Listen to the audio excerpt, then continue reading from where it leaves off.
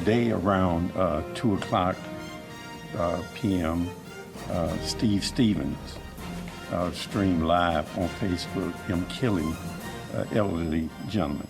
It's happening more and more. Violent criminal acts being posted via social media. Today, we'll examine this disturbing activity and explore its cause and impact on society. I'm Vic Gregory, and let's get connected. On Easter Sunday, 2017, the nation was stunned when a Cleveland man by the name of Steve Stevens wantonly and unabashedly posted his brutal act of murdering Robert Godwin on Facebook. Unfortunately, such acts of violence are becoming increasingly prevalent on social media. Today, on Weekend Connection, we'll take a look at the connection between social media and crime. Joining me is Dr. Ray Surratt. He is a professor of criminal justice at the University of Central Florida, and he has recently conducted research on this topic and published it in a book titled Media, Crime, and Criminal Justice, Images, Realities, and Policies. And Dr. Surratt, thank you for joining us today. Thank you for inviting me. In your research, you refer to what you term as performance crimes. What exactly do you mean by performance crimes? Well, at the simplest, performance crimes can be thought of as crimes that are purposely committed and aimed at an audience. And they basically boil down to two types with some mixes between the two. You can have a theater-type performance crime where the crime has a production crew and people go out and film it with the participants are knowledgeable about that they're being filmed and participating in a crime. And then you can have a nature-type film where people put up a hidden camera or such, and the participants are not aware that they're being filmed and are unwilling actors in the performance. You also state that the popularity of performance crime is a byproduct of a society that became increasingly interested in the lifestyles and behavior of celebrities in the 20th century. Explain that, if you would. Yeah, what happened over the course of the 20th century as the contemporary mass media developed is that the idea and the recognition that a celebrity had a market value and could actually be marketed as a commodity became known. And it's basically traceable to the Hollywood era of the media. This spilled over into criminality.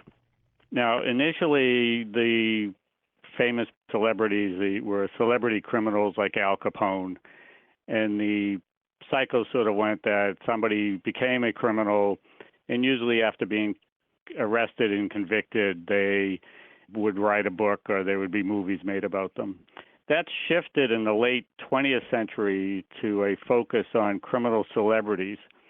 And these were people who were famous for other reasons and then became the focus of media attention because of their involvement in a crime. Examples of this are like the Aaron Hernandez, football player, some Hollywood actors and things like that. But the clear shift is that it went from being a criminal first to then being a celebrity because of your criminality to being a celebrity first or famous for some other thing and then being connected or linked to criminality. The latter one being a bit more socially palatable. In the paper that you've written on this topic titled Performance, Crime, and Justice, you share, quote, "The adage that no publicity is bad publicity is the current guiding rule for many individuals who pursue criminal infamy as a substitute for unattainable, law-abiding fame," close quote. Performers who carry out criminal acts via social media have an immediate and exponentially exploding audience as posts are shared over and over again. Do you agree that a large number of these crimes would not take place if there was no appetite for them? Well, that's an empirical research question that I don't have an immediate answer to. Clearly, some of the crimes would not take place, but whether it would come down to be described as large or not is simply unknown. How the media mostly affects crime is to shape it more than to cause or trigger it. So a lot of these people were going to commit a crime of some sort, and the media and access to social media shapes the form of the crime. So if you take the man up in Cleveland, he was clearly so disturbed that he was going to do something horrible. The social media platform gave him a means of doing it in a particular way. If it wasn't available, I don't think he was going to go get counseling or something. I think he might have shot his girlfriend. He might have gone to the mall and shot people there or something. But so I think that the impact is more in the crime you end up with more than whether you have a crime or not. I mean, the media doesn't generally have the power to cause people to commit behaviors that they haven't already committed to in some fashion anyways. At least that's what the research suggests so far. Well, let's explore this a little more. In that same paper, you write, quote, "In a pernicious process, the social need to share that drives performance crime also enhances the sense that criminal acts are socially acceptable because their social media distribution has a waiting audience," close quote. Do you believe that there is a growing perception that these criminal acts are acceptable? Yeah, to an extent. I don't think they're seen as morally acceptable.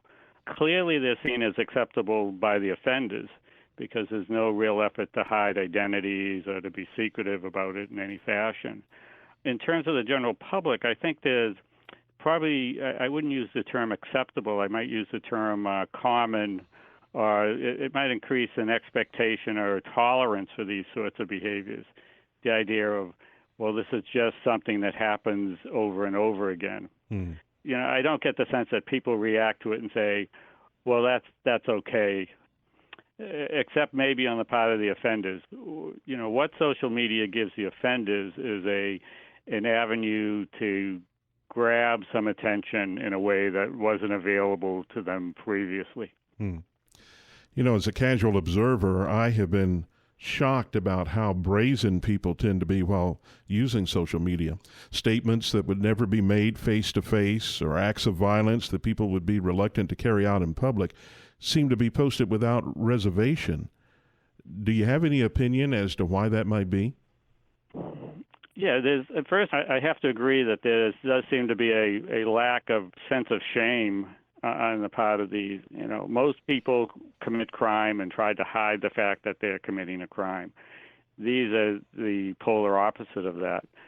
On pure speculation, why that is, I think probably the acts are posted with a small audience in mind, a group of friends, the football team or the buddies at school or something, and there's no thought through that the real audience might be hundreds of thousands of people. There also seems to be this expectation of some sort of positive results, either in status or fame. And there's also this sort of goal to be the top performer in an area. There's, there is some research that, particularly with these mass murderers, that there's a scoreboard mentality of, I want to kill more people than the prior people who did this sort of thing. Some of the school shootings seem to reflect this sort of goal. We're talking with Dr. Ray Surratt. He is professor of criminal justice at the University of Central Florida and an expert on the impact the social media is having on crime. Dr. Surratt, would you say that certain types of crimes like bullying, pedophilia, sexual predation, and even recruitment for terrorism have increased with the use of social media? Yeah, I wouldn't use the word increase, but I would say they have become easier to commit. Again, it's an empirical question as to what the actual impact on the numbers are. Part of the problem with looking at it, the impact on crime in general and the levels of these sorts of things, is that you're not sure if, for example, bullying is actually increasing or whether it's being reported and recognized more because of media attention. So the research on crime in the media hasn't shown any strong, significant effects at the aggregate level. But it does, again, seem to be able to change the form and shape of crime. So you might get more of a type of crime, but overall crime doesn't seem to be moved that much. What is the solution, or is there a solution to this problem? There's no good solution, that's for sure. And there's no solution that I see as sort of being independent and separate from simply addressing general crime and violence in society. What you have, in my opinion, is you have people that are criminally predisposed, violently predisposed, and they now have a platform for sort of distributing that information, or, that wasn't there beforehand. Mm-hmm. The analogy I've used with my students is when people get an obscene phone call, they don't say, well, we've got to get rid of the phone company. Mm-hmm. If you're going to offer a service to the public, there are going to be people, there are bad people in the world, and there are going to be people who are going to use communication platforms, whatever type historically have been created, have been used for bad purposes. Mm-hmm. So it becomes sort of a balancing act between trying to minimize that utilization of it versus the positive benefits that you get from having free-flowing communication between people. Do you think social media platforms should do a better job of screening what is posted? That's a yes and a no answer. If you're talking about pre-screening, and then you're getting into censorship and people, either a corporation or a government entity or somebody deciding what's appropriate and what's not appropriate, then you get into a whole set of issues and policies that I personally wouldn't be comfortable with. There are some developments in computer vision where you could have some automatic recognition of certain types of behavior, which could be promising. But, I wouldn't want Google to start, or Facebook to start pre-screening what people can post and whatever. Now, where I think they can do a better job is once something is posted and has been flagged, then they need to have a rapid, effective way of removing and blocking that content.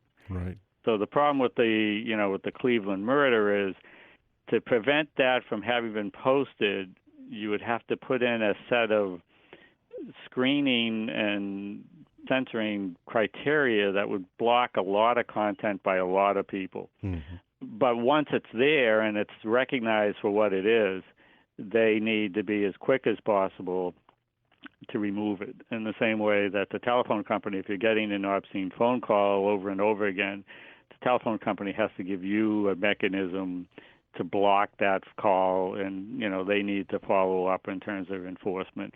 So the people who have a history of abusing the content need to be banned. So pre-posting, there's some social concerns there I would have.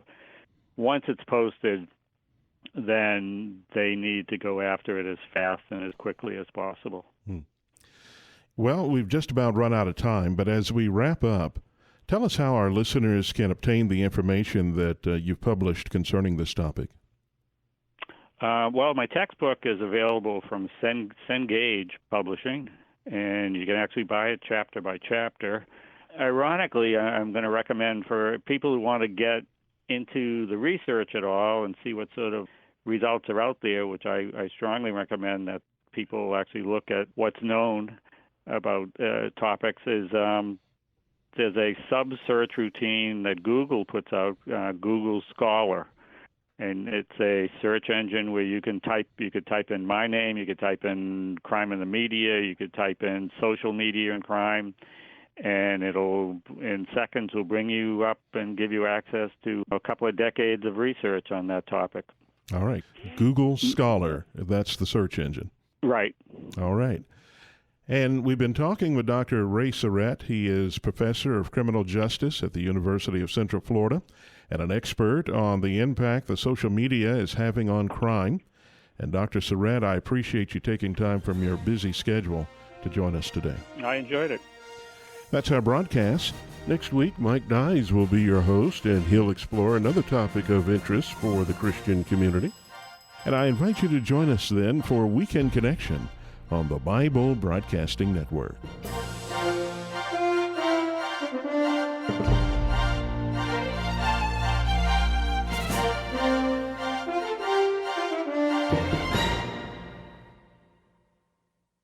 Thank you for listening to this feature, a production of BBN, the Bible Broadcasting Network. BBN provides 24-hour Christian programming, great Christian music, and Bible teaching. Listen to BBN by clicking the link in the description.